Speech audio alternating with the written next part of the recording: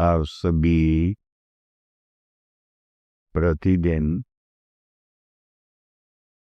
आत्मभावना बांटते हुए ज्ञानार्जन कर रहे हो। ज्ञान अपनी आत्मा का स्वभाव है। इस ज्ञान को समझने के लिए और ज्ञान का सार पकड़ने के लिए स्वाध्याय करना जरूरी है। स्वाध्याय तत्व का होता है, तत्व की व्यवस्था का होता है। तत्व की व्यवस्था में दो सिद्धांत महत्वपूर्ण है, एक जीव का सिद्धांत और एक कर्म का सिद्धांत। जीव के सिद्धांत में जीव की शक्तियों को लेकर के, जीव के परिणमन को लेकर के, जीव की शाश्वतता को लेकर के, जीव के भावों को लेकर के चर्चा होती है।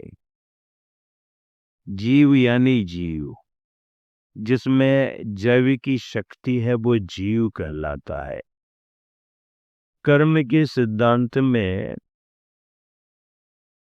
कर्म किस रूप में रहता है, कर्म बनता कैसे है, कर्म का फल क्या है, कर्म का परिणमन क्या है, कर्म आया है तो कब तक टिकेगा, कर्म आ गया है तो उसे हटाने के लिए क्या प्रयास करना पड़ेगा, आदि चर्चा जो भी है वो सब कर्म के सिद्धांत में आती है।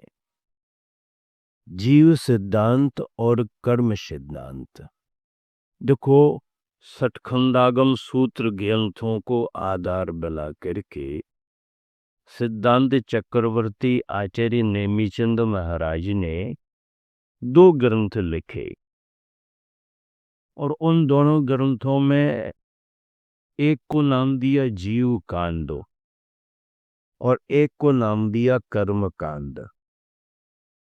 जीव कांड में जीव की सारी व्यवस्थाओं को लेकर के चर्चा है। कर्म कांड में कर्म की प्रकृतियों को लेकर के सारी चर्चा है। जैन सिद्धांत जीव और कर्म के सिद्धांत पर टिका हुआ है। यहाँ पर ये कल्पना और ये भावना नहीं है कि हम तुम तो केवल कठपुतली की तरह है और कठपुतली का कंट्रोलर कोई और दूसरा है। नहीं, कठपुतली का कंट्रोलर यह तुम्हें दृश्य में दिखाई दे सकता है, पर जीव कठपुतली नहीं है और उसको नचाने वाला या कंट्रोलर कोई दूसरा नहीं है। ईश्वर के प्रति मान्यता हमारी है, लेकिन ईश्वर कर्तृत्ववाद की मान्यता हमारी नहीं है। एक बार ऐसा हुआ, अपने भारतीय विचारकों में, साधकों में विनोबा जी का भी नाम आता है। विनोबा जी ने एक बार ऐसा कहा किसी प्रसंग में कि इससे अच्छे तो वो जैन है जो ईश्वर को नहीं मानते। क्या? इससे अच्छे तो वो जैन है जो ईश्वर को नहीं मानते।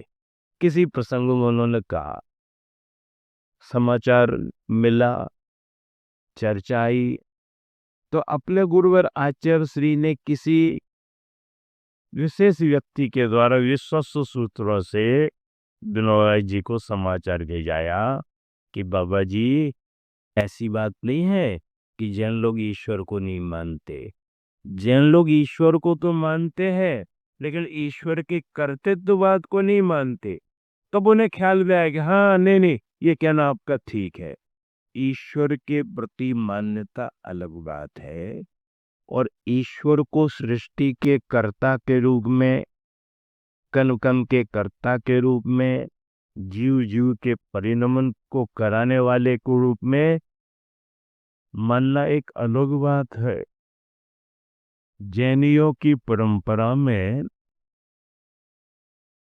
ईश्वर की मान्यता तो है, लेकिन ईश्वर कर्तृत्ववाद की मान्यता नहीं है। भारतीय दर्शनों में नास्तिकवादी और आस्तिकवादी की व्याख्या की गई है। आस्तिकवादी दर्शन ओले कहे गए जो ईश्वर को मानते हैं, और नास्तिकवादी ओले कहा गया जो ईश्वर को नहीं मानते। जैनियों को नास्तिकवादी दार्शनिक किसी ने कहा तो उसका निराकरण किया गया कि नहीं, उन्होंने कहा ईश्वर को नहीं मानते, ऐसा नहीं है, ईश्वर को तो मानते हैं लेकिन ईश्वर कर्तृत्ववाद को नहीं मानते हैं।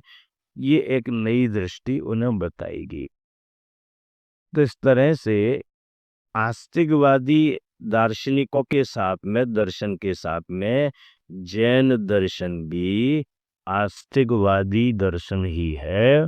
ईश्वर को मानता है, जीव की शुद्ध दशा ईश्वरत्व को धारण करती है, लेकिन ईश्वर बनने के बाद फिर संसार के कार्यों में वह संलग्न नहीं होती। ऐसे स्वाध्याय के क्रम में तत्व का विश्लेषण जो किया जाता है वह जीव सिद्धांत और कर्म सिद्धांत के रूप में है। फिर हमारे यहाँ 4 अनुयोगों की व्यवस्था है। जैन वाङ्मय को 4 भागों में विभाजित किया गया है। प्रथमानुयोग, करणानुयोग, चरणानुयोग, द्रव्यानुयोग। प्रथमानुयोग का मतलब क्या है? जिन ग्रंथों में सलाका पुरुषों के कथनों की चर्चा हो, जिन ग्रंथों में महापुरुषों के संस्मरण या महापुरुषों के कथानकों, जो ग्रंथ तीर्थंकर भगवंतों को लेकर के कथन करते हो, मुक्तिगामी जीवों का कथन करते हो, अथवा जो ग्रंथ पाठकगणों के लिए प्रथम आवश्यक होते हैं, प्रथम पुरुष, पुराण पुरुष, पुण्य पुरुष, सलाका पुरुषों की चर्चाएं जिनमें आती हैं, उन ग्रंथों को प्रथम अनुयोग। बाकी के अनुयोगों की चर्चा अगर आपको समझनी है तो प्रथम अनुयोग से शुरू करो। प्रथमानुयोग, कोई भी प्रथमानुयोग का ग्रंथ ऐसा नहीं है कि केवल कथा कहानी ही उसमें हो, बल्कि कथा कहानियों के माध्यम से पुण्य पाप की चर्चा बताई जाती है, लोक परलोक की चर्चा बताई जाती है, जीव के गति से गत्यांतर होने की चर्चा बताई जाती, स्वर्ग नरक की चर्चा उसमें की जाती। तो प्रथमानुयोगों को कथानक का माध्यम बना करके 4 अनुयोगों की बात प्रथमानुयोग में की जाती है। इसलिए पाठक को प्रथमानुयोग के रूप में अध्ययन करना चाहिए। प्रथमानुयोग ये हो गया, बोधि समाधि निधानम कहा है। यह प्रथमानुयोग बोधि और समाधि यानी रत्नत्रय को प्राप्त करने में कारण है, और रत्नत्रय के फल को प्राप्त करने में कारण है बोधि समाधि। करणानुयोग कैसे कहते हैं? जिन ग्रंथों में जीवों के परिणाम संबंधी चर्चा होती है, और जिन ग्रंथों में लोक और अलोक के विभाग की चर्चा आती है। अलोक क्या है, लोक क्या है, लोक में 3 लोक क्या है, ऊर्ध्वलोक, अधोलोक, मध्यलोक की व्यवस्था क्या है, द्वीप समुद्रों का कथन किस प्रकार से है, आदि आदि गणितीय विषय जिसमें आता है, लंबाई, चौड़ाई, ऊंचाई, उनके बनने के आदि आदि क्रम को जहाँ पर व्याख्यायित किया जाता है, वो ग्रंथ करणानि योग के ग्रंथ माने जाते हैं। प्रथमम करणम, चरणम, चरणम चारित्र संबंधी चर्चा है।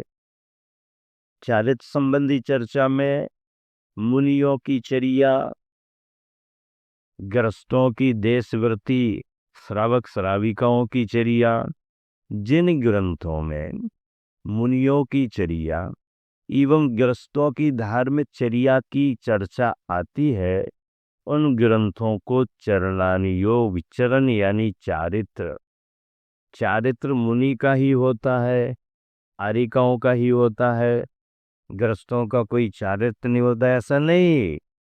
घर में रहने वाले गृहस्थों की भी चर्या होती है।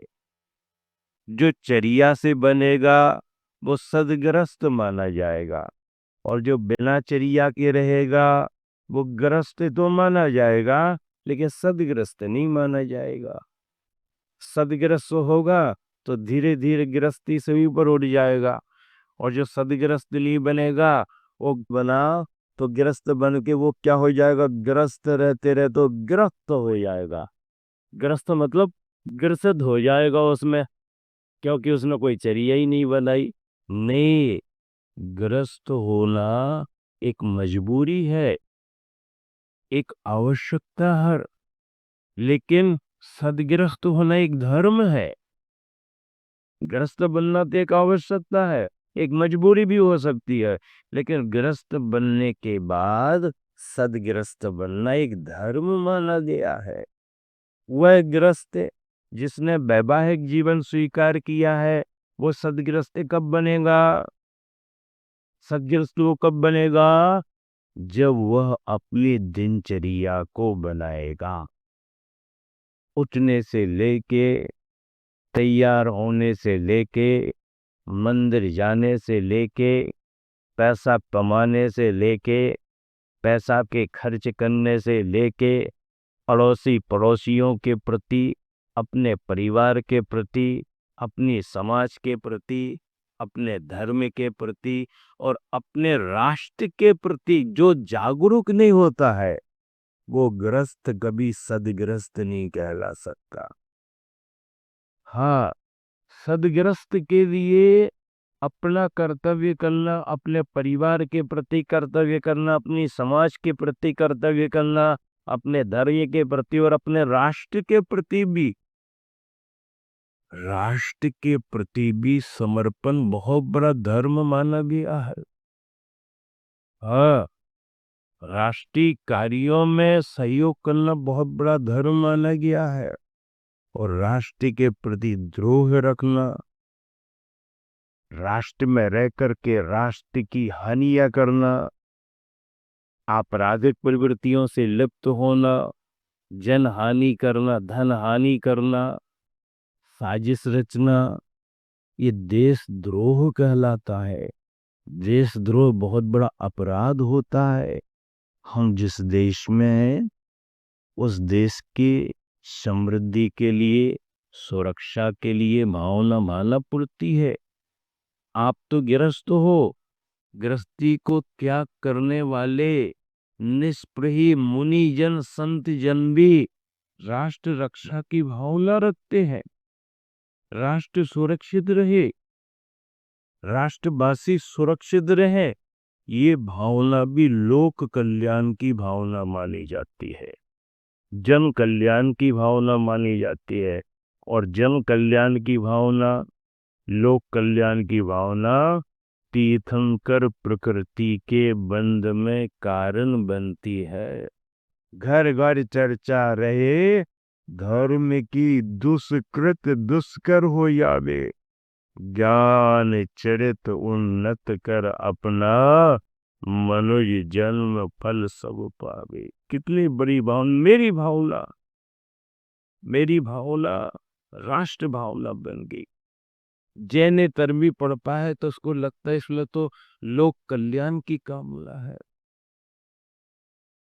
मेरी भावना है, जैन भावना नहीं है। जैन भावना अलग लिखी हो, जैन भावना अलग लिखी हो, ऐसा नहीं। मेरी भावना नाम दिया है। मेरी भावना, मेरी भावना का मतलब क्या समझते हैं आप लोग? है। मेरी भावना अगर सही निकाला करो, कई लोग तो ये समझते मेरी भावना का मतलब मेरे प्रति लोग ऐसी भावना रखें। क्या सुभाष जी, मेरे प्रति लोग ऐसी भावना रखें, बाकी हम कैसी भावना रखें वो विषय अलग है। हम कैसी भावना रखें वो विषय अलग है, मेरे प्रति लोग ऐसी भावना रखते हैं। एक शहर में चातुर्मास हुआ। चातुर्मास के बाद परिसल में के बीच में लास्ट में जो जलूस शोभा यात्रा निकलती श्री जी की, वो निकली। निकलने का रूट तैयार हुआ। अब रूट उनने थोड़ा लंबा बना दिया। हमारे पास में आए तो हमने कहा भैया इतना क्यों घुमा रहे हो, लौट करके अभिषेक करना, ये करना, वो करना, पूजा विधान प्रवचन होते हैं, इतना लंबा रूट क्यों बना रहे। बोले महाराज जी अब ये सामाजिक व्यवस्था है तो सभी मोहल्लों में से जाना पड़ेगा। फिर लिस्ट देखी तो हमने कहा भाई जिन मोहल्लों में जा रहे हो और जिन शराबकों के वहां से गलियों से निकल रहे, वो तो चौमासे में आए नहीं कभी, तो क्यों अपन को जाना। तो वो बैठे थे जिनके वहां से निकलना था, तो कहने लगे नहीं नहीं महाराज जी ये सामाजिक व्यवस्था है, जब भी जुलूस निकलेगा सभी के घर से निकलेगा, सभी के यहाँ से भगवान जी आएंगे। हमने कहा बड़े होशियार हो भाई आप, है देखो आपको अपने यहाँ से श्री जी की निकलवाना तो कह रहे सामाजिक व्यवस्था, और तुम कितने दिन मंदिर आए। नहीं नहीं महाराज जी, हम मंदिर आए ना आए ये हमारी व्यक्तिगत बात है, हम मंदिर आए ना ये हमारी व्यक्तिगत, जुलूस निकल रहा है तो सामाजिक व्यवस्था में हमारी यहाँ पे आना चाहिए। क्या कह रहा, जुलूस निकल रहा है तो भगवान जी हमारे दरवाजे से निकलना चाहिए, सामाजिक व्यवस्था है, हम मंदिर आए ना ये हमारी व्यक्तिगत। लला चतुर होशियार हो गया व्यक्ति कि भगवान को अपने दरवाजे से निकालने को सामाजिक व्यवस्था कह रहा, लेकिन मंदिर आकर के दर्शन करने जैसा उसका नियम नहीं। हम आए लाए ये हमारी व्यक्तिगत बात है, लेकिन जुलूस निकल रहा है हमें क्यों छोड़ रहे, हमें तो समाज के अंदर है।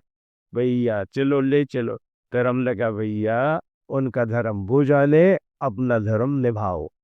तो मेरी भावना का मतलब क्या, सब लोग मेरे प्रति ऐसी भावना रखें, ले दुनिया हमारे प्रति जो भावना भाई भाई, लेकिन मैं सबके प्रति ऐसी भावना रखूंगा, ये मेरी भावना है। इस तरह से स्वाध्याय के क्रम में चाहे आप बड़े ग्रंथों का स्वाध्याय करो, चाहे छोटे ग्रंथों को माध्यम बनाओ, धर्म की बात, आत्मा की भावना उसमें अवश्य ही रहा करती है।